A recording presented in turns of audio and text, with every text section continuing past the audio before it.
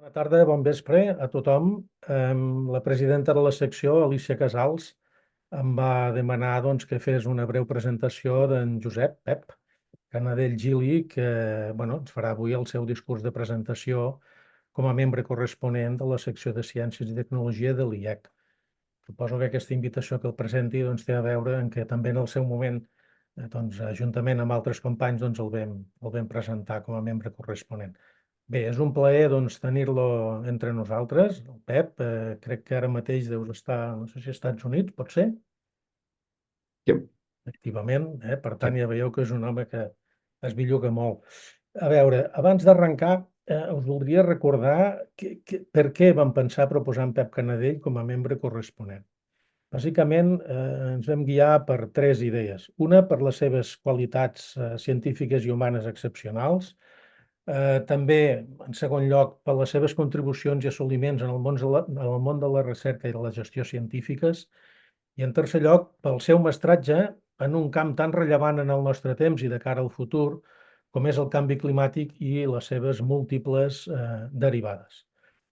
El doctor Canadell, en Pep, va néixer a Sabadell el mes de març de l'any 61, per tant, si voleu feu números, i té la doble nacionalitat australiana i espanyola. Porta més de 30 anys fora, però aquesta circumstància no li ha impedit de cap manera mantenir una relació i un compromís ferms amb el país. Ell es va llicenciar en Biologia l'any 84, va fer una tesi doctoral sobre regeneració de la vegetació després del foc a l'any 95 a la Universitat Autònoma de Barcelona sota el mestratge d'en Jaume Terrades. Abans de llegir la tesi, ja va iniciar la seva estada a Califòrnia, que es va efectuar entre el 91 i el 99 en diferents centres, i des de l'any 99 que ja ha desenvolupat la seva activitat científica i de gestió a Austràlia. Ara mateix ell és Chief Research Scientist al Centre de Ciències del Clima de la Commonwealth Scientific and Industrial Research Organization, la CSIRO, que és un organisme altament prestigiós en el món de la recerca global. Potser pel que se'l coneix més, el Pep, arreu del món, és pel fet de ser el director executiu del Global Carbon Project. Això és una xarxa mundial de científics que vol desenvolupar una visió holística del cicle global del carboni, tant en les seves dimensions biofísiques com humanes, això ho ha tret de la seva pàgina web, de la pàgina web del projecte, i també integrant les interaccions i retroalimentacions entre tot plegat. En poques paraules, el Global Carbon Project, GCP, estudia patrons i la variabilitat, processos i interaccions i aborda la gestió del carboni i també d'altres gasos d'efecte hivernacle per poder mitigar el canvi climàtic. Només dos pinzellades molt breus sobre aportacions que ha fet en Pep. Vull dir, podríem començar i no acabar, però, per exemple, jo, penso que va ser dels primers, si no el primer, en demostrar que el cicle del carboni estava perdent eficiència a l'hora de remoure CO2 atmosfèric. També va ser capdavanter en el desenvolupament dels balanços i cicles globals del CO2, del metà i de l'òxid de nitrogen i en l'estudi de l'impacte de les activitats humanes sobre tots aquests gasos d'efecte hivernacle. Aquests balanços han esdevingut índexs climàtics crítics àmpliament utilitzats per fer el seguiment dels impactes humans sobre el clima del planeta, per conèixer els cicles del carboni i també d'altres gasos d'efecte hivernacle, de manera que es puguin plantejar objectius específics i concrets, alguns dirien excessivament ambiciosos, en relació amb la temperatura global, amb el seu control i també amb l'avaluació dels efectes de les polítiques de mitigació climàtica. Ja acabo, és membre de l'IPCC des del 1999, l'any 99, és un any important en la seva trajectòria, ha estat reconegut i distingit en numeroses ocasions. Només citaré el Newton Turner Carrier Award de l'any 2014. És un premi que es dona a Austràlia per impulsar carreres científiques d'investigadors sèniors excepcionals de la CSIRO, que abans hem mencionat. És també assessor de nombrosos comitès arreu del món i membre de molts consells editorials. I té una producció científica, que aquest cap de setmana la vaig mirar per actualitzar-me, que, com ja sabia, és no només molt elevada, sinó d'una altíssima qualitat. En són bona prova un parell de xifres que, si em permeteu, donaré, que són, per exemple, si un agafa La Web of Science ja té un nombre de cites impressionant, el qual demostra que és un autor molt seguit, però si mirem el Google Scholar, que encara és una miqueta més generós, doncs ara mateix passa de 100.000 cites. Per exemple, em vaig fixar que els darrers 3 anys, incloent l'actual, que encara no s'ha acabat, cadascun de 3 anys, d'aquests 3 anys doncs, ha tingut ja més de 10.000 cites. I té el disbarat de 28 articles amb més de 1.000 cites, no? I el seu, això que en diem ara, l'índex H també és elevadíssim, està de llarg per sobre de 100. Els seus articles els ha publicats a les revistes més prestigioses i amb més alt factor d'impacte, com Science, Nature, l'APNAS, els Proceedings de la National Academy of Science, Nature Geoscience, Nature Climate Change, etc. La seva publicació només l'any 2023, mirant els treballs més recents que ha fet, ja també és, francament, per treure's el barret, no? No ho diré pas tot, però ha publicat, per exemple, sobre productivitat primària sota les condicions climàtiques que es pronostiquen pel futur. Ha publicat sobre això que anomenem el Representative Emission Pathways, els REPs, el paper del permafrost pel que fa als gasos d'efecte hivernacle, les limitacions del potencial de mitigació de la reforestació en escenari d'altes emissions, les solucions basades en la naturalesa. I així podríem seguir i seguir i seguir.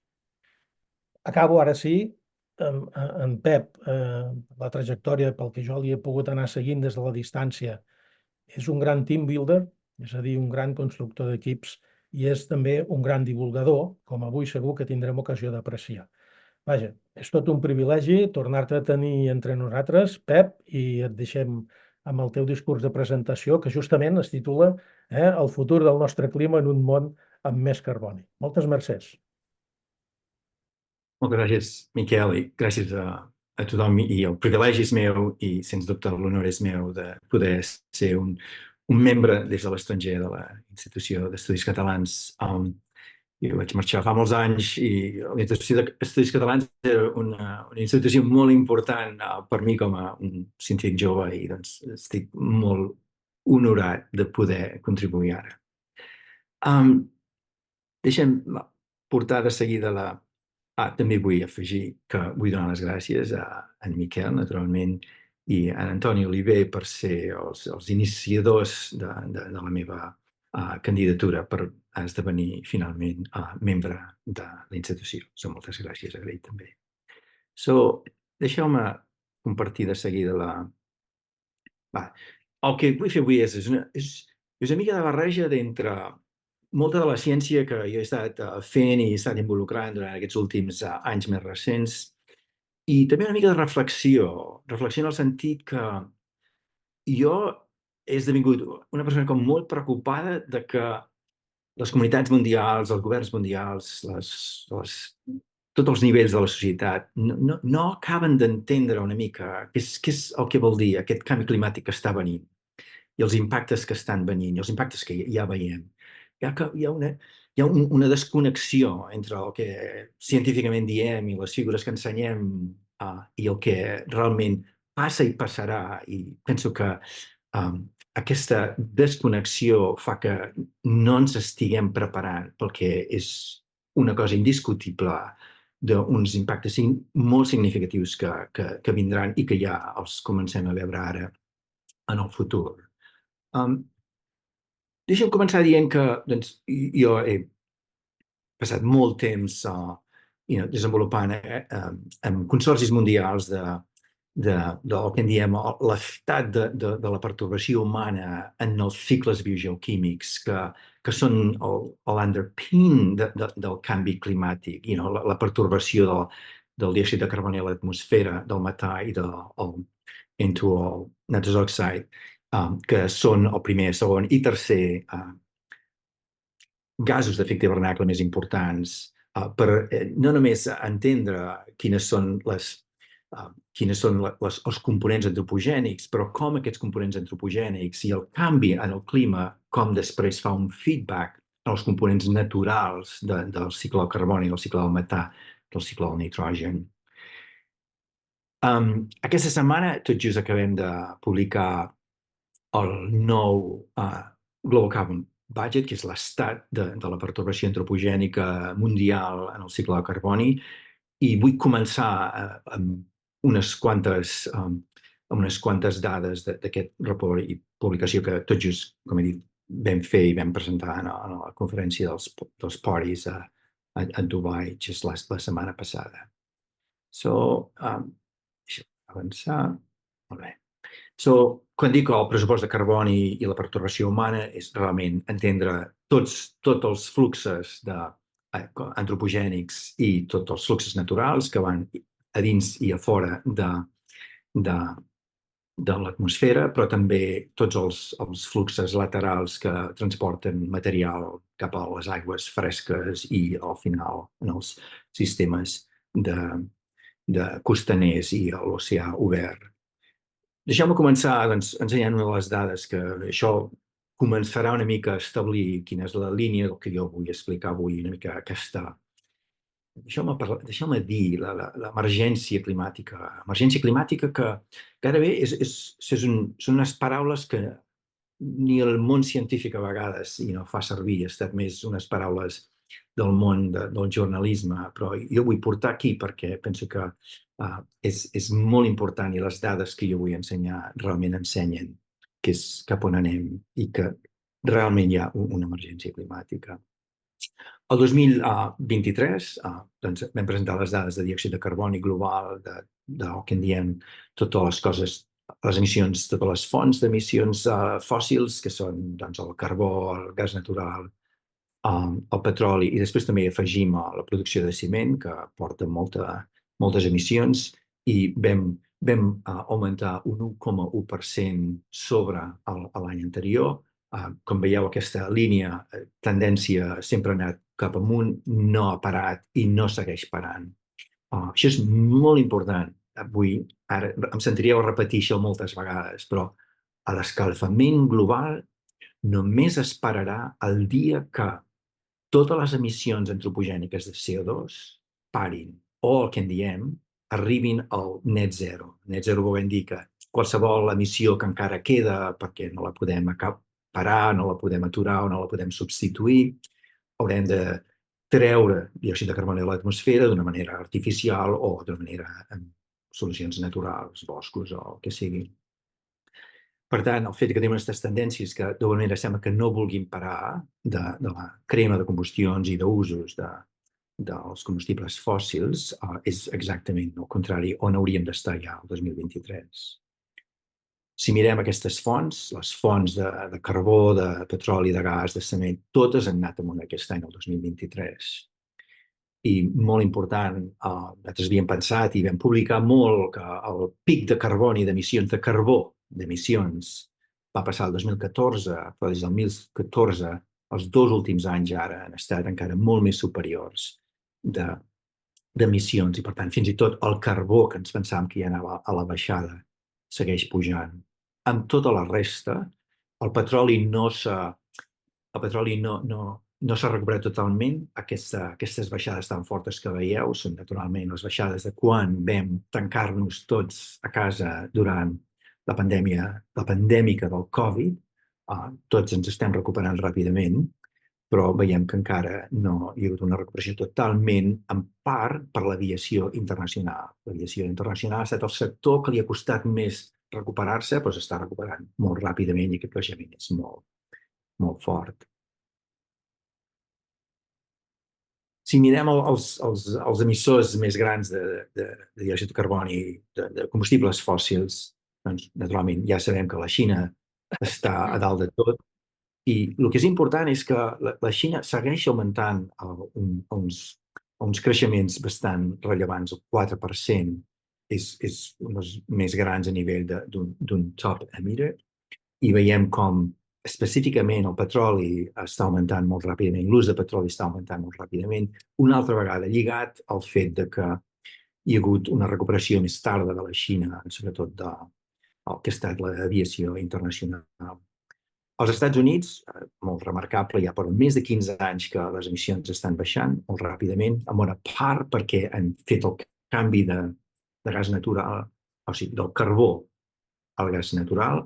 Això ha tallat quantitats molt grans d'emissions, però naturalment és una substitució per un altre combustible fòssil, més net, però encara molt brut i que hem d'eliminar. La comunitat econòmica, quasi fa 20 anys que també ha estat davallant, ha vist una pujada una mica i després la baixada una altra vegada molt gran, sobretot del carboni, del gas, en part perquè no hi ha hagut molt gas natural i de l'oli, però tots han baixat.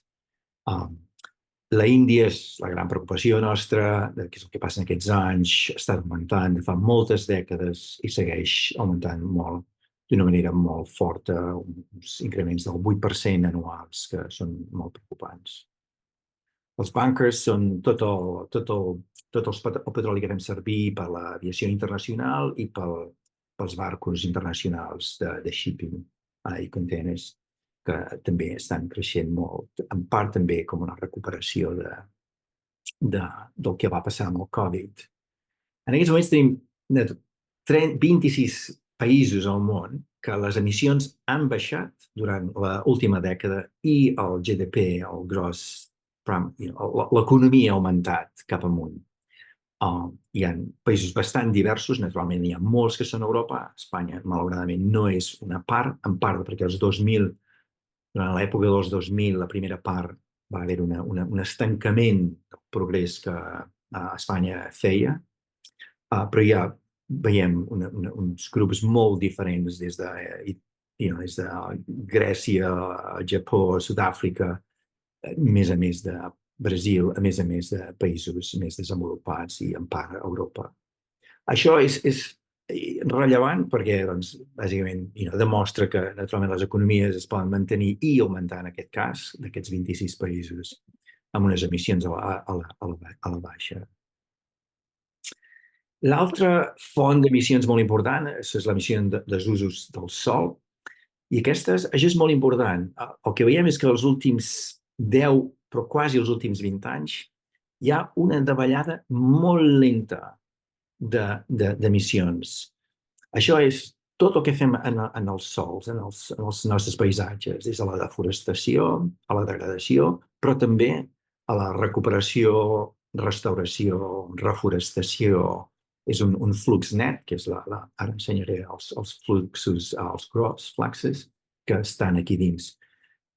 L'altra cosa a entendre és que se'ns fa molt difícil a nosaltres d'agafar aquestes estimes i fer-les com més concretes. Hi ha una incertesa molt gran, com veieu aquí, i en part és perquè moltes de les emissions que venen de la degradació, de fer coses en els ecosistemes terrestres, venen de la degradació.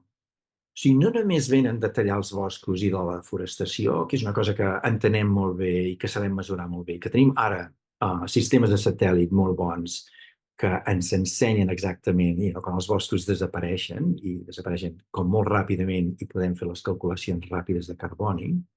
Però el problema què passa a sota dels boscos, dins de les capçades de boscos, que de vegades els satèl·lits no veuen bé. I hem calculat que, en alguns casos, la meitat de les emissions dels usos de sol venen de la degradació, no venen de tallar els boscos. El que vol dir que se'ns fa més difícil que tant els models com alguns productes que fem servir que estan basats en dades de satèl·lit, que realment vegin tot el que està passant. I això és una de les raons més importants per les quals pensem que les emissions estan baixant, la incertesa és molt gran. L'altra cosa que és important és entendre els fluxes, el que en diem el gross fluxes, què és el que fa aquest net flux d'aquí a l'esquerra. Doncs aquí a la dreta el que veiem és que els fluxes de la deforestació, vol dir realment tallar els arbres i tallar el bosc d'una manera permanentment ha baixat, i això ha estat molt important, s'ha estabilitzat una mica aquests últims anys, i la reforestació en verd més fosc, per sota zero, indicant que és un embornal de CO2, també ha augmentat, però una altra vegada separat aquests últims anys. Però quan posem les tendències dels últims 20 anys, veiem que ha fet que la tendència general ha estat una disminució, insisteixo, malgrat tenim incerteses grans. Quan posem això tot junt, quasi estem el 2023, a finals de 2023, haurem emès quasi 41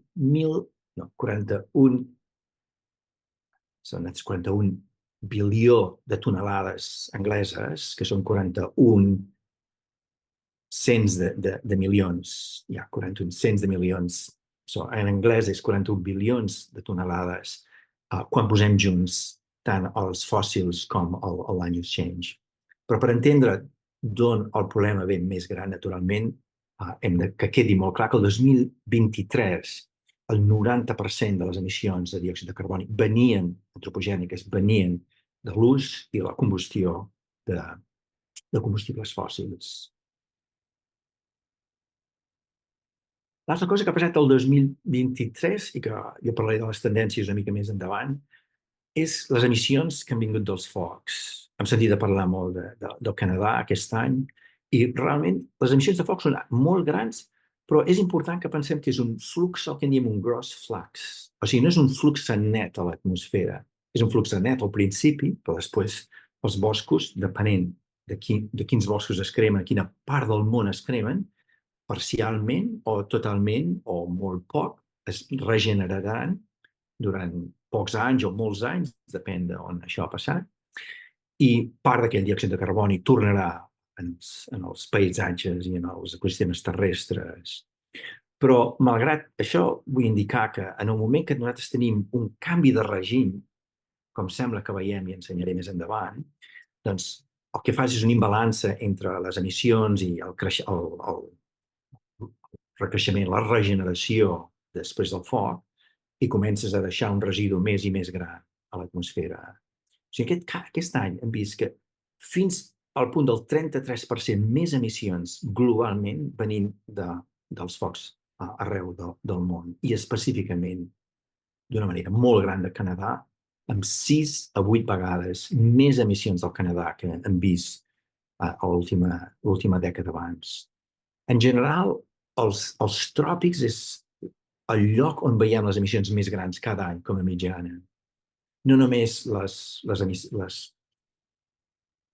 emissions que venen de la deforestació, que es fa servir el foc com una eina per deforestar, especialment a l'Amazònia, però també a altres parts del món, i específicament a les parts més de sabana, tant d'Àfrica especialment, naturalment, però també d'Austràlia. Però en aquest cas hem vist com gairebé un canvi aquest any, i és un canvi que no és la primera vegada que ho veiem, en el qual hem canviat les fonts més importants d'emissions de foc provinent dels tròpics, i aquestes fonts més grans s'han mogut cap a les parts més boreals. No hi ha hagut una disminució molt gran en els tròpics, la mitjana més o menys es manté, però veiem aquesta creació nova d'emissions a les parts més boreals. Si parlo una mica dels embornals, la part oposada de tot el que he estat dient fins ara, i mirem el que en diem els embornals antropogènics, aquest any és la primera vegada que hem mesurat tots els embornals antropogènics com d'una manera separada, i separada també del que són el que en diem els embornals naturals. Això és el que nosaltres hem creat. Nosaltres hem anat i hem creat 1,2 bilions de tonelades, gigatons de tonelades de reforestació i afforestació, i això no hagués existit, no hagués passat aquest any si no haguéssim estat creant tots aquests boscos i aquesta regeneració durant dècades passades. Però vull dir que cada any es veu una regeneració més gran. Però després estem intentant buscar noves solucions per poder remoure diòxid de carboni a l'atmosfera. Tenim ja dues plantes industrials i diverses plantes com petites de research and development arreu del món que fan aquesta captura directa de diòxid de carboni. En aquests moments estan capturant naturalment poquíssim. Això és una indústria incipient, no té significança el que estic ensenyant, tret de que per primera vegada tenim un embornal antropogènic que no existia fa uns anys enrere. molt poca quantitat d'absorció. I l'altre és el que en diem l'enhanced weathering, que és quan agafem certs minerals com olivins i basals i els posem en els camps de conreu, l'aigua i el diòxid de carboni reacciona i últimament capturem diòxid de carboni, és un procés natural que passa a la crosta terrestre durant temps geològics, hi ha una gran quantitat de carboni capturat allà, i també és una cosa molt incipient, es comença a fer i realment no sabem fins quin punt podrem crear una cosa escalada gran que pugui ser d'una manera significativa de nivell de treure quantitats. Ensenyo aquí aquestes quantitats perquè tingueu una mica de relació lo important o no important que són. Doncs, la reforestació i afforestació és l'equivalent al 5% de totes les emissions de diòxid de carboni que posem cada any. I aquestes noves indústries emergents són irrellevants encara en aquests moments. L'altre és que, doncs, a més d'aquests embornals que en diem antropogènics, tenim naturalment els embornals naturals, que són l'oceà i els boscos. Remouen quasi una mica més del 50% de totes les emissions. I això és important, perquè d'alguna manera és com aquest descompte que tenim, 50% descompte, una ganga, no? Un descompte del canvi climàtic del 50%. Això vol dir que si no tinguéssim aquests embornals naturals, els impactes del clima i la temperatura global mitjana seria quasi el doble. I gràcies a aquests embornals doncs, removem més de la meitat i doncs, mantenim un pas de calentament molt més lent del que seria. I la importància d'això és que, vol dir que si aquests embornals canvien en el futur, doncs val més que estiguem preparats a entendre com canviaran, perquè el que ells no facin ho haurem de fer nosaltres, si no hem entès exactament com la dinàmica futura d'aquests embornals seguirà. I en aquests moments tenim, si mirem la dècada última de la qual hem presentat aquestes dades la setmana passada, doncs el 47% es queda a l'atmosfera i fa el canvi climàtic, el 31% queda absorbit per les plantes, els boscos, tot el que té vegetació i fotosíntesi, i el 26% s'absorbeix en l'oceà. Quan posem tot junt tenim una mica diem un imbalance, que les coses no acaben de quadrar, és un 4%.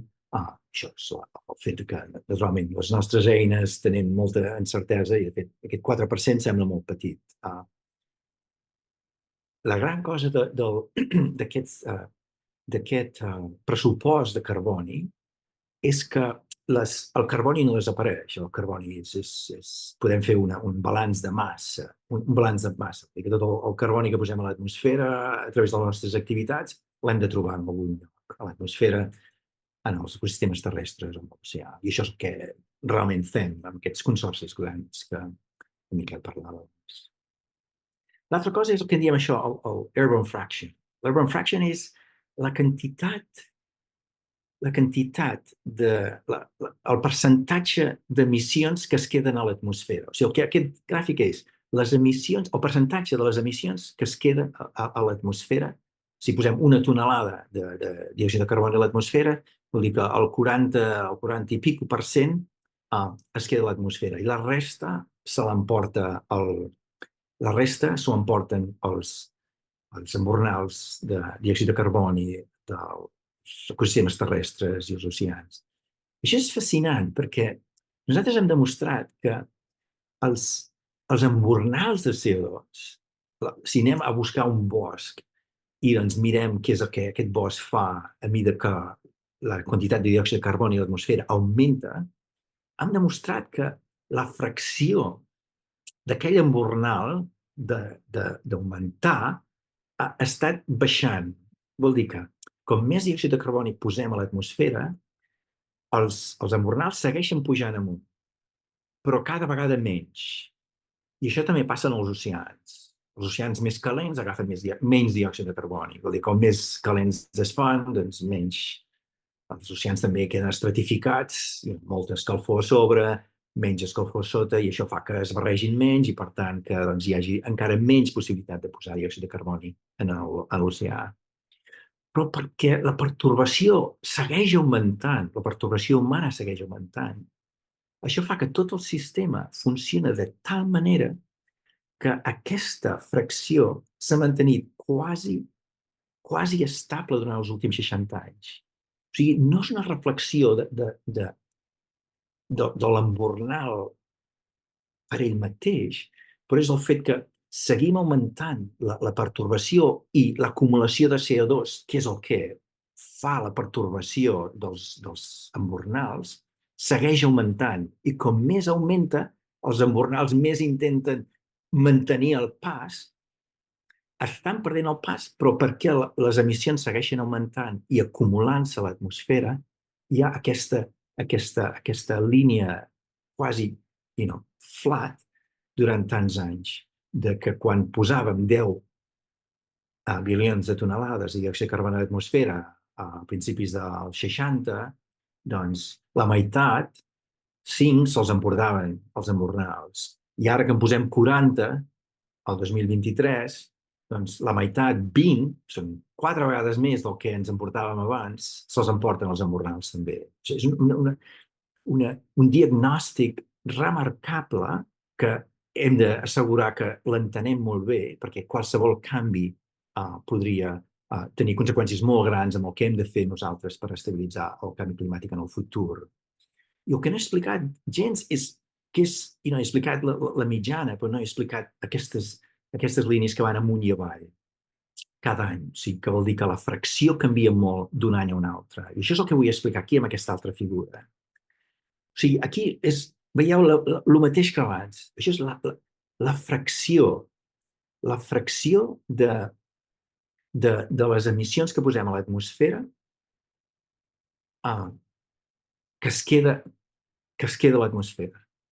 I mirant els últims 60 anys, doncs és el 44%. O sigui, el 44% de les emissions que posem, com a mitjana, sempre es queden a l'atmosfera i la resta se l'emporten els embornals de diòxid de carboni. I ara vull explicar una mica per què sabem tan segur que aquests embornals canviaran d'una manera molt més gran que el que hem vist fins ara. I és que veieu que de vegades hi ha alguns anys aquesta fracció és tan gran com el 80%. Això vol dir que si posem una tonelada de CO2 a l'atmosfera, 800 quilos es queden a l'atmosfera. I només 200 quilos ens els emportem als embornals. Hi ha un altre any que doncs, és completament al revés. Que doncs, la major part de diòxid de carboni que posem a l'atmosfera se l'emporten els embornals. I això ens dona la clau dels controls que tenim sobre aquests embornals.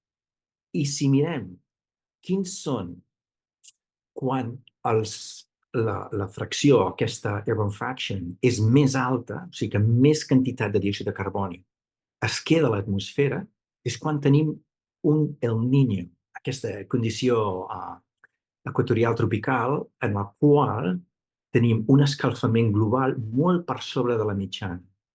Vol dir que ens diu que quan el món s'escalfa més degut a la variabilitat climàtica d'un any a un altre, degut a aquests climate modes que afecten la temperatura global, com el Niño, doncs els nostres embornals es fan molt menys eficients. Tan molt menys eficients que el 80% podria quedar-se a l'atmosfera. L'altra banda és que quan tenim condicions una mica més fresques, quan és una La Niña, que és l'oposit d'aquesta condició tropical equatorial que tenim, i el món es fa una mica més fresc que la mitjana, doncs els embornals es fan més eficients. Naturalment, mirant al futur, no tindrem unes condicions de més frescor, sinó unes condicions de més refredor.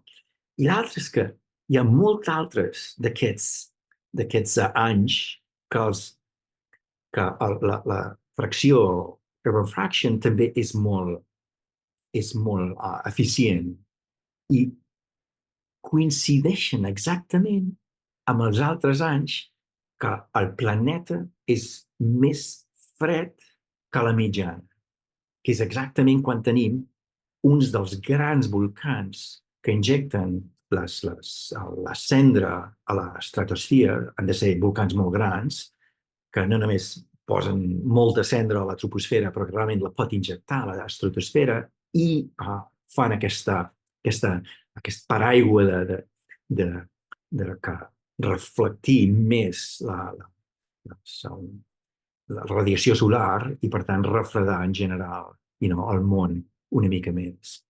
Vol dir que us ensenyo això per explicar que sabem que són tant els oceans com especialment els embornals terrestres són molt sensibles a la temperatura i, naturalment, associat a la precipitació. Quan tenim una La Niña hi ha més precipitació, més pluja i és més fred, i el Niño és al revés. També tenim més temperatura i menys pluja. I, per tant, vol dir que en base a aquesta sensibilitat podem crear i començar a entendre una mica i posar dins dels models l'evolució d'aquests embornals en el futur. Ara ja tenim la capacitat de no només entendre això d'una manera global, perquè el diòxid de carboni es barreja molt bé i aquesta fracció global de les emissions que es queda i que no es queda és relativament fàcil de calcular. Però us vull posar un exemple d'un paper que acabem de publicar també aquesta setmana que ensenyem com, mirant dades de satèl·lit de la columna de diòxid de carboni, que ara tant els japonesos com els americans tenen 2 satèl·lits que posen dades i es necessita fer una mica d'inversió per entendre quin és el flux, però el que ensenyem aquí és que Austràlia, com un exemple d'aquella sensibilitat que explicava abans, si mirem aquí el 2010 i l'11, vam tenir una La Niña molt gran, que queda reflectit aquí amb aquests mapes de l'anomalia de pluja. I tot el continent és un gran embornal de diòxid de carboni, amb un creixement que és pràcticament un creixement que és comparable a quan el creixement d'un any a un altre en els tròpics, on tenim els grans embornals de diòxid de carboni mundials. Passem a un altre any, el 2012, neutral, passem a ser una mica d'una font de diòxid de carboni a l'atmosfera, tornem a ser neutral, tornem a ser un embornal molt gran, no sabem exactament què és el que passa, el 2018 acabem sent una gran font, una altra font el 2019 amb els boscos, amb els focs forestals. O sigui, d'alguna manera, aquí presentem aquella figura que ensenyava a nivell global i la podem fer ara a nivell regional o continental arreu del món per començar a entendre exactament quina és la contribució dels diferents parts del món en aquelles variacions globals que veiem i què és el que ens ensenya sobre els processos que controlen aquests embornals de diòxid de carboni. De fet, no només podem fer el balanç de carboni sobre els continents ara, però és que estem posant per primera vegada el que són els pressupostos de carboni en tots els fluxos com mai s'ha pogut fer per entendre exactament què és el que controla el què d'aquesta atribució del balanç net del carboni. No només totes les emissions antropogèniques de la combustió fòssil, però què és el que fem amb els nostres, amb el forestry, amb el wood harvest, de tallar la fusta, la transportem, amb el menjar, com movem des de la terra cap a altres parts del món, que mengem, que descomposem, que se'n va a l'atmosfera, que queda emmagatzemat en parts de construir cases amb fusta o construir com el diòxid de carboni s'agafa pels ecosistemes naturals, el que jo parlava de l'embornal natural de diòxid de carboni, com unes quantitats de carboni se'n van en els rius, en els llacs, com això fa que arribin carboni en els estuaris, en els ecosistemes de la costa i com al final algun d'aquest carboni s'acaba anant cap als oceans, als continental shelves i al final o de tornar a l'atmosfera o dins dels oceans. Només us ensenyo això per un exemple pel que som capaços de fer ara, que no podíem fer això fa 10 anys, per realment entrar dins dels detalls, dels controls d'aquests fluxos a dins i a fora de l'atmosfera que controlen el diòxid de carboni i que, per tant, controlen l'evolució del canvi climàtic. Molt bé, ara vull fer una mica de barreja de dades i de reflexió de què penso cap on anem i què és el que vol dir el fet de cap on anem en el futur. Hi ha diverses maneres de fer-ho. Jo puc mirar el que en diem el remaining carbon budget, que és la quantitat del pressupost de carboni que encara ens queda a nivell abans de poder estabilitzar una quantitat en el futur, per si volem estabilitzar com el Paris Agreement, que vol que estabilitzem a 1,5 o per sota de 2 graus. Podem mirar com traquegem els escenaris que hem desenvolupat a l'IPCC amb les emissions que estem fent ara i podem també fer una anàlisi de polítiques energètiques i climàtiques per veure quina diferència estan i si tenim polítiques que realment volen canviar res en el futur. I el primer que vull explicar, que és bàsic però és molt important, és que nosaltres podem fer aquests pressupostos de carboni ara perquè les emissions de diòxid de carboni s'acumulen a l'atmosfera, són irreversibles, sens dubte irreversibles a nivell humà, no geològicament, naturalment, però vol dir que si posem una tonelada de carboni avui a l'atmosfera, en 100 anys encara tenim 400 quilos a l'atmosfera. En 1.000 anys encara hi ha 250 quilos d'aquella tonelada primera que encara està a l'atmosfera i encara està fent canvi climàtic, i en 10.000 anys encara tenim 100 quilos d'aquella tonelada inicial que vam posar a l'atmosfera, que encara està allà i encara està escalfant el planeta. I per què s'acumula? Han pogut desenvolupar aquesta relació quasi linear entre el canvi mitjà de temperatura global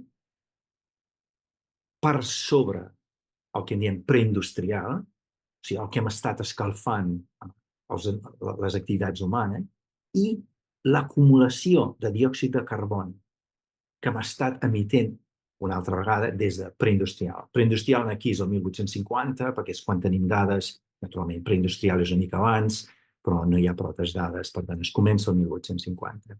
Hi ha aquesta relació quasi linear de CO2 que s'acumula a l'atmosfera i del canvi de temperatura.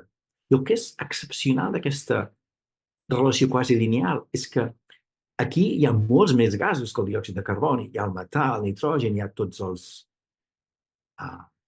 greenhouse gases, tots els gasos d'efecte hivernacle que són els sintètics, els industrials. Tot està allà, però malgrat això, tot combinat amb positius i negatius i els aerosols, tot combinat fa que tinguem aquesta relació quasi linear. Vol dir que amb aquesta relació jo ara et puc donar, o tu pots buscar el pressupost de carboni per estabilitzar la temperatura a un cert nivell. Per exemple, fins ara hem tingut un augment de temperatura d'1,2 des del 1850 i hem acumulat, no érem acumulant, les emissions cumulatives des del 1850 han estat 2.590 gigatons de carboni, bilions de tonelades en anglès. I amb aquesta relació doncs, un pot dir, si jo vull estabilitzar el clima a 2 graus, quin és el meu pressupost? El teu pressupost són 3.740. Tot això està fet amb un 50% de probabilitat, que és molt baix. Però és el que els governs ens van demanar que féssim. Puc explicar per què més endavant. Vol dir que amb això podem construir el pressupost de carboni que vosaltres voleu. Per 1,5, per 1,7, 2 graus, o el que volem. I podem assignar una probabilitat. I les probabilitats tan baixes del 50% es fan perquè les probabilitats altes ja gairebé estan... Ja no podem assegurar una cosa perfecta en aquests moments. Ja és tan tard tot que treballem amb probabilitats bastant baixes. Vol dir que si agaféssim les emissions del 2023 de quasi 41 bilions de tonelades d'emissions a l'atmosfera aquest any, si les mantinguéssim, ni pujar ni baixar, les mantinguéssim, en 7 anys estarem a 1,5 grau. 1,5 és el que en diem el mean state del clima. O sigui, la mitjana del clima. No que un any o un mes anirem a 1,5. Aquest any, segurament, a finals d'any, sentireu a parlar que o ja hem estat tot l'any a 1,5 graus o que hem estat molt a la vora d'1,5. Però no volem dir els extrems climàtics. Parlem del mean state, el que és la mitjana del clima, que després, naturalment, a sobre hi has de posar-hi la variabilitat interanual o seasonal que existeix. En 7 anys, 1,5. Això vol dir que a principis de la dècada que ve ja estarem permanentment a 1,5 de mitjana. 15 anys per 1,7 i doncs, més els 28 anys. Naturalment, si les emissions comencessin a baixar molt ràpidament ara, vol dir que aquesta quantitat que sobra o que encara podem emetre doncs, s'allargaria més temps. I si les emissions l'any que ve seran més altes, vol dir que aquests anys s'escurçaran, perquè vol dir que s'acabarà més enllà.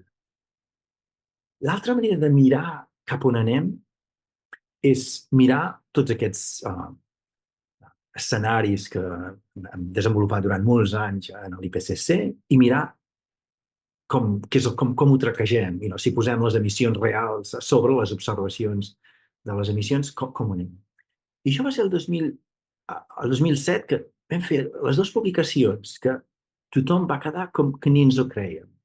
Que bàsicament vam posar les emissions a sobre d'aquests escenaris quan això era a principis del 2000 i vam veure que les emissions traquejaven bàsicament el calentament global pitjor que cap dels escenaris que s'havien desenvolupat. Un escenari pitjor que és que realment ningú es creia que això podia ser possible. Això eren els 2000. Després vam passar als 2010 i les coses potser semblava que potser canviaven un pèl, però seguíem realment els escenaris més grans. En bona part, això va fer la introducció de la Xina en el món global de l'export i l'import, en el qual l'explosió quasi màgica del desenvolupament econòmic de la Xina, que específicament va començar molt exponencial a principis del 2000, exclusivament amb l'ús de carbó com a font d'energia, doncs ens va portar a aquest extrem que, naturalment, no pensàvem que era possible que es pogués mantenir moltes dècades. I ara que hem arribat al 2020, doncs estem a un lloc una mica diferent. O sigui, hem marxat del que pensàvem que eren els escenaris més pitjors o els escenaris molt calents i estem més seguint una trajectòria com més mitjana. Però vull deixar clar que una trajectòria mitjana vol dir és una trajectòria amb unes finestres de possibilitats molt grans. I això és degut a totes les incerteses que existeixen, certeses planetàries del que entenem i del que no entenem, i, naturalment, incerteses de com l'economia i els sistemes energètics es desenvoluparan en el futur. Vull dir que fins i tot uns escenaris mitjans doncs, tenen unes finestres de temperatura entre 2 graus i més de 3 graus. O sigui que, però el que és clar que ja no sembla que anem en aquells escenaris tan grans i de tant escalfament. Això pot semblar una mica de bona notícia, però deixeu-me seguir una mica amb la tercera manera de la qual podem analitzar on pensem que anem cap al futur. I és mirar què és el que els països estan fent a nivell de polítiques energètiques i climàtiques. Un pot agafar totes les polítiques i dir, vale, exacte, on estem? Qui diu què a nivell de les emissions que reduirem el 2030, que és els grans targets del Paris Agreement, i després hi ha l'altre, que és el net zero target, o sigui, a quin any volem arribar a 0 emissions netes. I si agaféssim el que els països han posat en legislat, hi ha països que diuen farem moltes coses, però no hi ha legislació, no hi ha polítiques. Doncs, per tant, un no s'ho pot creure.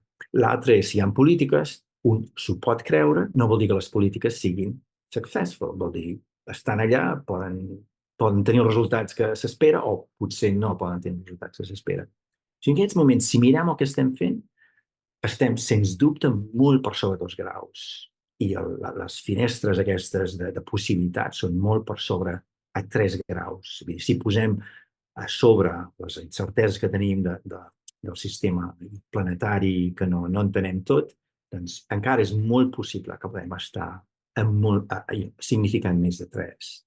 Més de 3, o sigui, no estem anant a 4 o 5 graus de temperatura mitjana a finals de segle, però més de 3, que ara us ensenyaré que és una cosa molt i molt significant.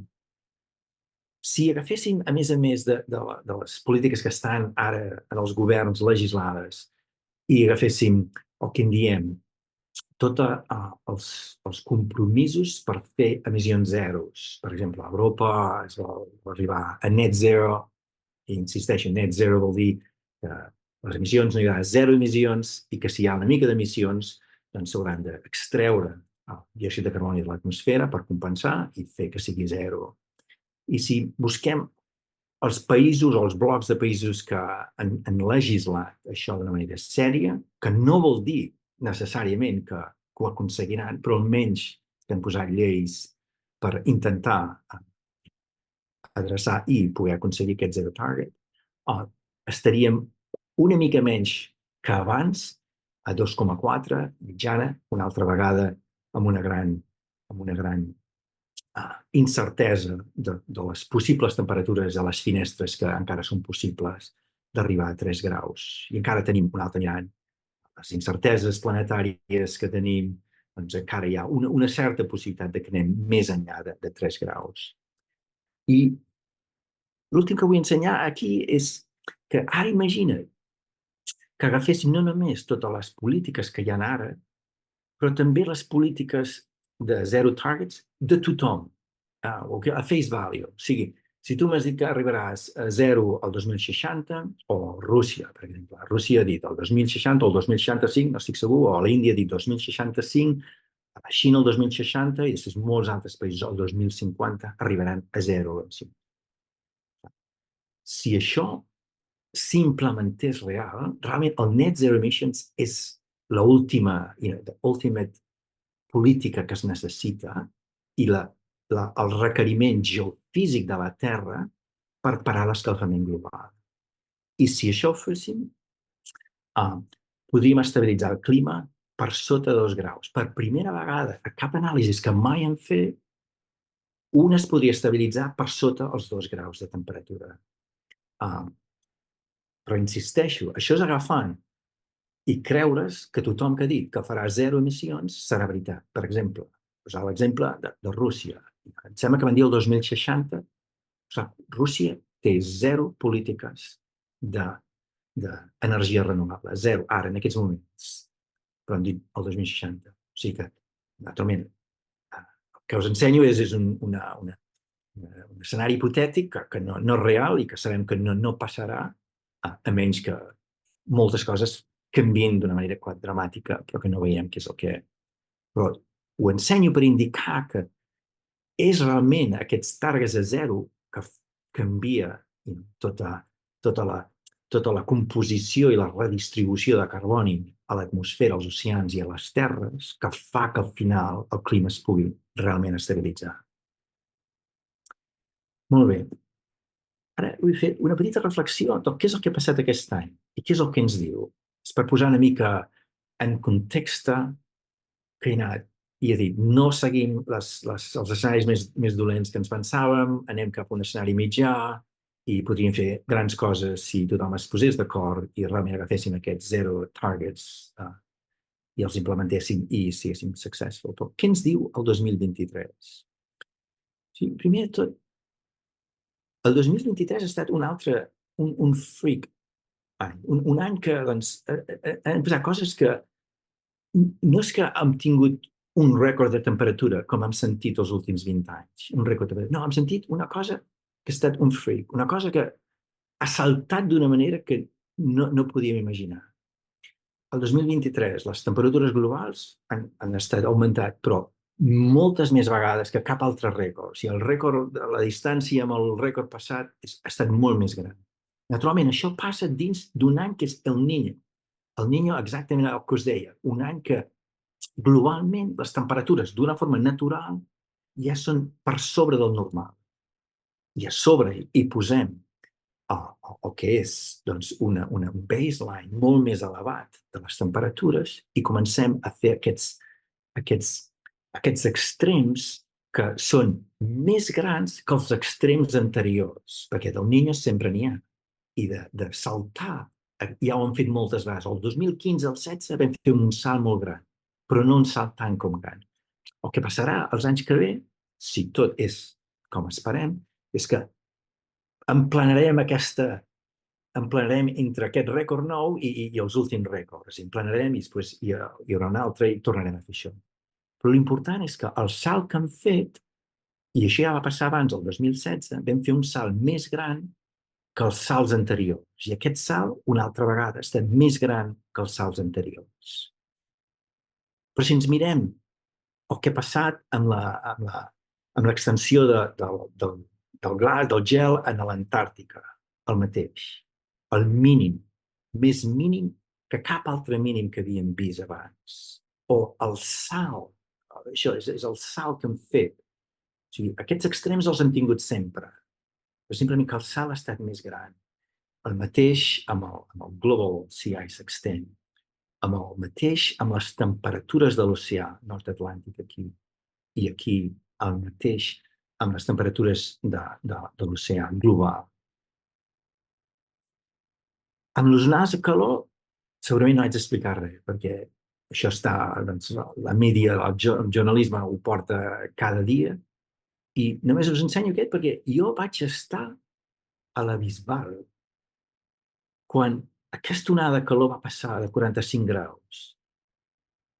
La gent de la Bisbal és que no es podien creure allò. I les senyores grans deien, és que jo no he vist mai això, em tanco a casa i és que no puc sortir. I Girona va obrir els sòtanos de la catedral perquè la gent es pogués anar a refrescar una mica. I esclar, tota aquesta gent és que ningú té aire condicionat perquè és que mai s'ha necessitat. O sigui, són uns extrems que entenem exactament com en passaran i són extrems que estan passant arreu del món. I que sabem que només hi ha una direcció en el futur, que és un augment de la intensificació i de l'extensió de la durada d'aquestes onades de calor. Ara us vull ensenyar una cosa que vam publicar a principis d'aquest any. I era el que nosaltres pensàvem que era un dels grans rècords d'emissions de focs forestals en les regions boreals. El 2021. I vam pensar que era una cosa que no havia... era excepcional amb els rècords que teníem abans. Es va cremar moltíssim. I les fonts més importants eren les parts boreals, però específicament parts boreals, una mica de Canadà i molt de la Sibèria. Això és el 2021, això ho acabem de publicar. Ja heu sentit tot el que ha passat a Canadà el 2023. En riu-te'n del que va passar el 2021. El 2021 està aquí, el 2022 està aquí. O sigui, el rècord que vam parlar que havia passat el 2021, ni 2 anys més tard, ha estat multiplicat moltes vegades. I potser és un dels tipping points que parlem, un canvi de règim, un canvi de règim regional potser més ben documentat que tenim en el món. I és que el que veieu és un dèficit d'aigua climàtica, és un índex que es fa per entendre la disponibilitat o des d'un punt de vista climàtic, que és el que ha passat amb la pluja. I veiem aquí que el 2021, que és el paper que us estava explicant ara fa un moment, el 2021, a la part més de Sibèria, vam tenir aquest tipping point que arriba cap a principis del 2010 i després tot el que passa després del 2010 és aquest creixement tan exponencial d'emissions de diòxid de carboni dels boscos. I aquest altre, més moderat, dels boreal de Nord-amèrica, específicament, mostly de Canadà, és un tipping point molt més suau, però connecta aquest tipping point amb el 2017 i el 2021 del que va passar i el que ha passat el 2023, que us acabo d'ensenyar fa un moment, que estava, però molt més alt, diverses vegades més alt que el 2021. O sigui, es parla molt de tipping points i realment no tenim dades dels tipping points. I potser aquest és un dels tipping points que hem pogut com quantificar més clarament a nivell regional. Regional vol dir, hi ha molts tipping points a nivell d'ecosistema petit o a nivell de regions petites, però que sigui com d'una significància planetària, doncs és potser un dels més ben caracteritzats tipping points que tenim en aquests moments. L'altre és el que està passant a Austràlia i està passant a altres parts del món, Califòrnia, parts del Mediterrani també, que han vist un augment com molt sobtat dels megafocs, bàsicament, de les grans estacions de foc amb una quantitat d'hectàrees. O sigui, els focs i els grans megafocs sempre han existit. És part de la història dels països, i el Mediterrani i naturalment d'Austràlia. Però el fet de que aquesta freqüència és augmentat com bastant sobtada, veiem quasi bé el que també n'hi diem un regime shift, específicament de focs de gran extensió. I això és el que estan fent ecològicament. És que tenim boscos a Austràlia que la majoria rebroten molt bé, que són els eucaliptus, però després tenim altres boscos que són dels boscos més establerts i amb més quantitat de carboni, com el que en diem els boscos de mountain ash i alpine ash, en el sud-est. I el que ha passat és que a mesura que els focs forestals són més grans, tenim que l'interval de tornada de foc es fa fent més petit, i tenim totes aquestes àrees aquí al sud. Això són àrees molt grans, de fet, de boscos, que el retorn, l'interval de retorn ara, és menys de 15 anys. I aquests boscos es regeneren amb llavors i necessiten com a mínim 20 anys per establir un banc de llavors en el sòl abans que puguin recuperar-se. I comencem a veure per primera vegada que doncs, això ja està per sota aquest llindar dels 20 anys i en els últims focs del 2019 s'està fent ara regeneració assistida per poder portar llavors d'altres boscos, perquè si no el bosc ja comença a ser incapaç de regenerar-se ell mateix.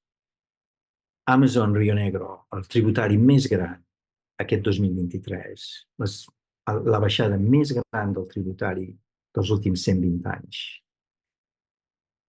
I vull explicar aquest... No explicaré, només vull dir per la diversitat de coses que hem vist aquest any. L'huracà més fort que ha passat en l'Eastern Pacific, aquest d'Acapulco, però el més important és que va ser el més ràpida intensificació d'una tormenta tropical, que n'hi ha sempre i moltes, en menys de 24 hores, a un huracà de categoria 5, donant zero temps per cap preparació. Moltes tormentes tropicals, la gent no es prepara massa, simplement està a casa sense sortir. Molt bé, doncs, vol dir que hem anat de dir dels escenaris més pitjors a uns escenaris mitjans, que això és una cosa que està bé, estem contents, potser ha estat un triomf de que hem fet coses importants, però després hem anat a entendre que fins i tot aquests escenaris baixos d'emissions són molt més perillosos del que la majoria de gent es pensava. O sigui, estem en aquests moments el que en diem el mean state del clima de 1,2 i estem veient el que significa els extrems climàtics. I aquesta el que us he explicat del 2023, perquè hi ha un El Niño, sempre és una mica de mirar el futur una mica d'uns quants anys més endavant. O sigui, el Niño sempre ens dona aquesta oportunitat de veure què és el que ve d'aquí 3 o 4 anys, o 4 o 5 anys. 1,2 i he explicat que ja no anem a aquestes tan altes, però que, sens dubte, en aquests moments estem més en un marge d'uns escenaris mitjans, però uns escenaris que encara poden estar per sobre 2 graus a fins i tot 3 graus, sense excloure la possibilitat d'estar una mica per sobre de 3 graus. Comparo ara amb el que estem veient a 1,2 del mean state. L'última cosa és, ens hem equivocat totalment, que no ho enteníem, amb tota la nostra modelació ha estat equivocada en el sentit que el que estem veient és més, potser pitjor, i que el que està venint és una mica més pitjor del que ens pensàvem. La veritat és que no. O sigui, el que esteu veient aquí és el 2004, projeccions clàssiques de l'IPCC de cap on anem amb el canvi de temperatura global. Això és un canvi de l'estat del clima. En vermell, les observacions que han passat reals, en negre, el que vam dir el 2004. I estem right bam, a sobre exactament del que vam dir. Jo crec que el que està passant és que mai hem entès què vol dir i com es relaciona el mean state amb els extrems climàtics, que és el que realment és important per a la societat, pel medi ambient, per la salut humana, per les societats en general. I no només que no ho teníem clar, aquests models no són bons, molt bons per modelar exactament aquests extrems, però simplement que mai que se'ns fa molt difícil d'entendre una cosa que no hem viscut a nivell personal, d'entendre quins són els impactes reals a l'economia, a la salut, al medi ambient, per realment fer les preparacions i entendre una mica la urgència que parlava al principi, l'urgència climàtica, de realment fer una mitigació a un nivell molt més alt, molt més agressiu, molt més ràpida del que s'està fent, perquè no estem anant en les direccions adequades. Per tant, per acabar, ens dic que tenim països en aquests moments que han demostrat que és possible de tenir una economia forta i de creixement, si això és el que es vol, amb una disminució de les seves emissions de CO2. I sens dubte hi ha coses per aprendre i altres no es poden aprendre perquè cada país és molt diferent i no tots els països tenen les mateixes eines i oportunitats per fer el mateix. Les emissions totals de CO2 podrien arribar a un plató molt aviat. Us explicava que tenim les emissions fòssils i les emissions d'usos de sol, que sembla que tot junt potser comença a haver-hi un plató. Però l'important és que necessitem, després d'aquest plató, si s'arriba molt ràpid, necessitem una disminució, una davallada molt ràpida. I realment l'objectiu és, insisteixo, aquest zero emissions netes, que és una condició planetària, física, biofísica del sistema que requereix per estabilitzar, no per estabilitzar, per parar l'escalfament global. Sens dubte, hi ha hagut aquesta setmana moltes discussions sobre els combustibles fòssils mitigats versus els no mitigats. Tot això ha estat a les conferències, al Conference of the Parties a Dubai, però realment no hi ha lloc per combustibles fòssils que no siguin totalment mitigats. Això vol dir que no emetin res a l'atmosfera.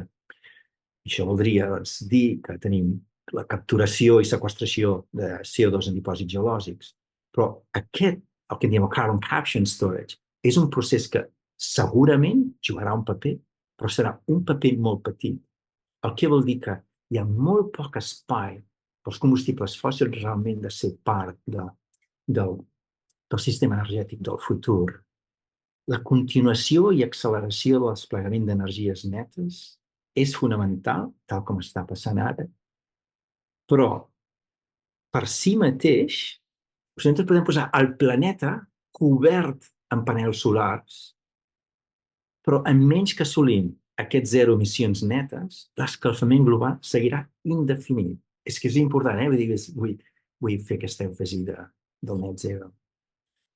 I la raó per la qual volia donar aquest específic seminari avui, aquest talk, en comptes d'un altre, és pel punt número 5. Aquest punt número 5 que penso que és totalment ignorat i penso que ens agafarà desprevingut i que hem de canviar, és molt important.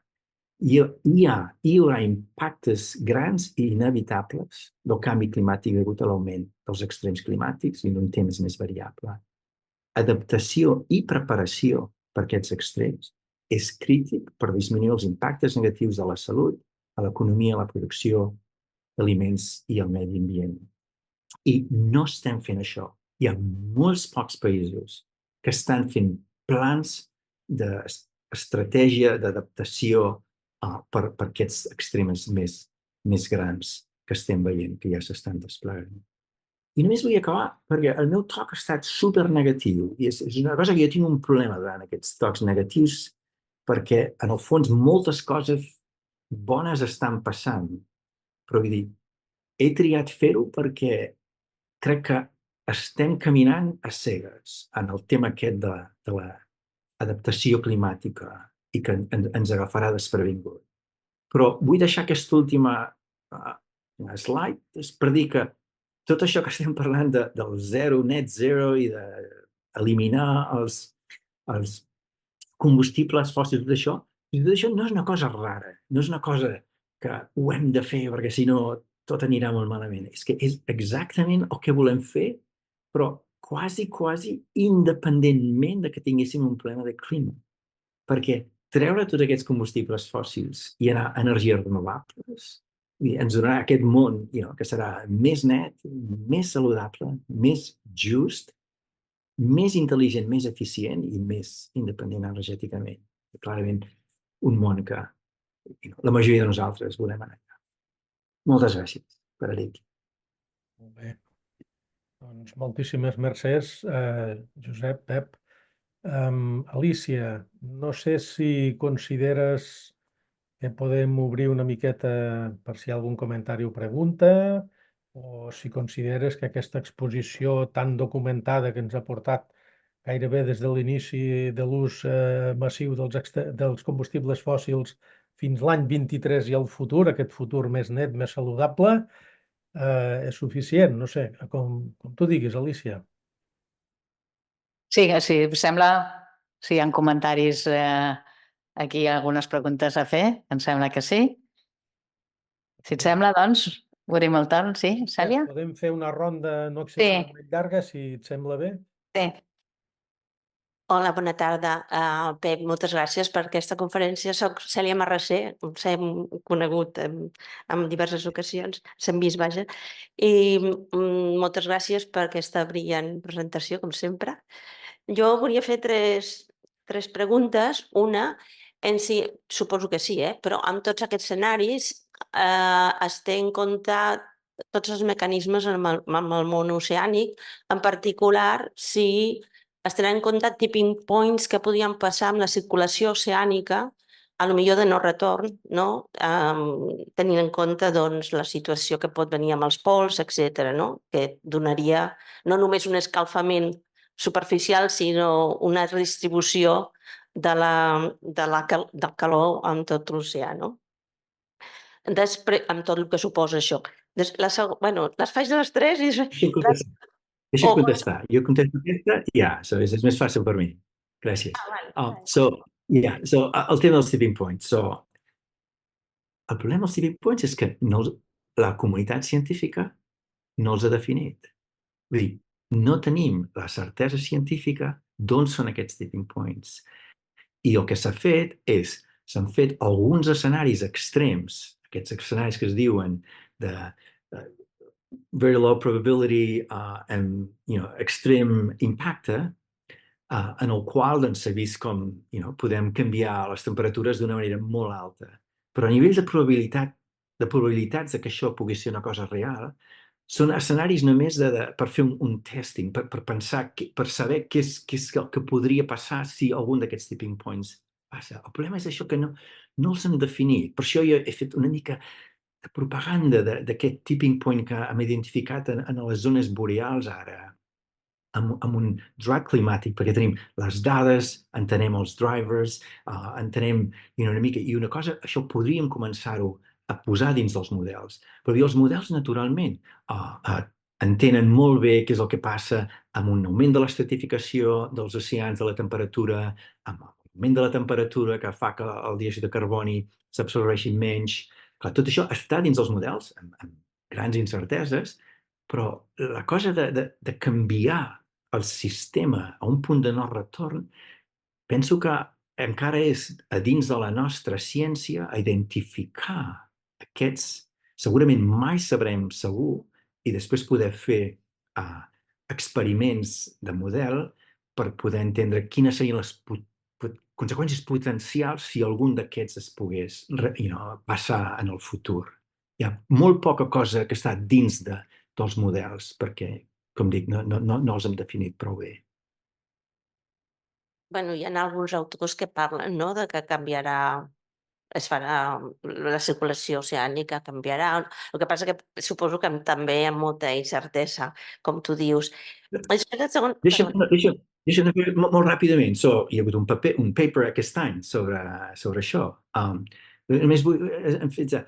La majoria d'aquests experiments busquen els escenaris aquests del 8,5, RCP 8.5, SSP 8.5, que són els que porten el món a una temperatura de 4, 5, 6 graus. Quan fem això, sí que comencem a veure molts tipping points. Però en aquests moments pensem que els 4, 5, 6 graus no estan dins del que anirem. Per tant, podem fer aquests experiments a nivell científic perquè són interessants, però no hem vist modelació a 2 o 3 graus de temperatura que aquests tipping points passin. Millor. Després, la segona cosa era relacionat amb els països que fan més emissions i els que fan menys, no? I has posat uns exemples, però vols dir que és perquè ho fan millor o perquè sí, els que emeten menys, o perquè exploten els que fan més emissions? És a dir, potser Alemanya podria deixar de fer menys emissions si no tingués la producció a la Xina, a la Índia, i a més agravant amb el transport que suposa de mercancies tot això, que també no ajuda? Una pregunta molt bona. I això és el que en diem també una mica les emissions territorials en comptes de les emissions de consumició. Les emissions de consumició, doncs això, les emissions que Suïssa, per exemple, doncs no produeix res. Tot ve de fora, per tant, Suïssa és molt neta. Nosaltres donem les emissions territorials i les emissions de consumició. Estan totes. Jo no us ho he dit, però tot això està, tota aquesta informació que he donat i molta més està tota a les planes webs del Global Carbon Project. I el que veiem és que hi ha una mica de tot. Que hi ha alguns països que s'estan encara refiant molt d'aquesta producció que passa fora de les seves fronteres i altres països que realment hi ha una evolució molt ràpida dels sistemes energètics. I, per exemple, és un exemple que potser és no un exemple molt bo, però estic als Estats Units i en parlem molt. O sigui, en 10 anys els Estats Units ha tingut una caiguda, un free fall de les emissions i de les plantes de carbó com no existeix a cap altre lloc món. O sigui, el nivell de tancament de plantes de carbó als Estats Units, però cents de plantes de carbó en aquests últims 10 anys, és una cosa amb precedent. El nivell de carbó, d'ús de carbó dels Estats Units és el mateix nivell de carbó que tenia el 1903. És fenomenal. Vol dir que transicions d'aquestes són importants. Veiem països que les fan per moltes raons diferents. El que ha passat als Estats Units no pot anar a implementar-se a França o a Espanya o a Catalunya. Però si tenim molts exemples d'aquests i entendre quines són les causes que ha permès una evolució ràpida d'aquests components del sistema energètic, són coses que podem aprendre. No dono aquells 26 països com la crema de la crema, no. Només com exemples a estudiar. Bueno, per mi és l'última, si vols fer una ronda, no sé. Jo, l'última cosa és que el que apuntaves tu al final, no? Per transformar el tipus d'energia, o fer la transició energètica, no? De crema de combustibles a energies netes, això requereix també una inversió. Si estem calculant, no?, la quantitat de carboni que ens podem gastar d'aquí a tal any, no entenc per què és el que no entenen els polítics, per no invertir el combustible que podem gastar per arribar a una situació més o menys bona o estable, amb l'adaptació, no?, en energies netes, però no només això, sinó l'eficiència de l'ús de l'energia, de l'aigua, i d'invertir en economies que siguin molt més de proximitat, etc. No? Com podem transmetre aquest missatge als polítics? Part de la tramesa és una mica exactament el que he intentat fer avui. És realment articular. Quan diem el canvi climàtic, que és una cosa tan abstracta, aquestes figures a 3 graus, 4, 5, 6 graus, ens les mirem i diem, vale, més climates extremes, però tot això no ho podem relacionar a una manera com molt una vivència personal. I penso que els científics hem d'ajudar a fer aquesta traducció d'aquests gràfics que diuen absolutament res a la gent, a fer com més real. L'altre és realment mirar què és el que està passant d'una forma econòmica, que molts polítics ho entenen més bé. I és, els americans acaben de fer un assessment que l'acaben de publicar fa 3 setmanes, i hem vist que s'han gastat amb extrems climàtics 2,3 trilions de dòlars des del 1980, i la gent dirà, és que als Estats Units sempre hi ha hagut huracans, sempre hi ha hagut els grans focs. Però l'important és l'augment que ha anat, que el número d'extrems que han costat més d'1 bilió de dòlars han augmentat 8 vegades. 8 vegades des del 1980. I la població ha augmentat 1,4. O sigui que tenim una relació entre l'augment dels impactes de grans extrems climàtics que estan augmentant amb l'impacte econòmic que un pot realment pressupostar i ensenyar que el més car que podem fer en aquests moments en el món és no fer res pel canvi climàtic. Això és el més car. Molt bé. Hi ha una pregunta aquí de Pilar González. Diu, per què el futur de l'embornal antropogènic, és a dir, la captura de CO2, sembla poc prometedora? Quina és la causa del problema de trobar la reacció química adient? Molt bé. Els oceans és bastant directe. Quan l'oceà s'escalfa, l'aigua calenta absorbeix menys CO2. Vol dir que estem calentant els oceans a una velocitat molt gran i ens fa que s'absorbeix menys. A més, quan tu escalfes els oceans, com que els escalfes des de sobre, vol dir que desenvolupes una estratificació més gran del que existia abans. I l'estratificació que fa anar més a poc, el que en diuen el mixing, els mixing ratios del mitjà i de les parts de dalt. Aquest mixing fa que el CO2 que està dalt de tot se'ls en puguin portar baix, per tant, la concentració baixa i pugui agafar més CO2. Si això es queda allà encallat, doncs hi ha més CO2, hi ha més escalfament, menys. Aquí no hi ha res a fer. L'únic que es pot fer és parar el calentament global. A nivell de vegetació, hi ha moltes coses que passen. És més complexa, però vull dir, el CO2, el que en diem la fertilització de CO2, és com té un plató. Arriba un moment que anar posant més i més CO2, les plantes poden créixer menys que el que podien créixer abans. En part perquè no tenen tants nutrients, en part perquè fotosintèticament no poden seguir augmentant tant com es havien augmentat quan hi havia menys CO2 a l'atmosfera.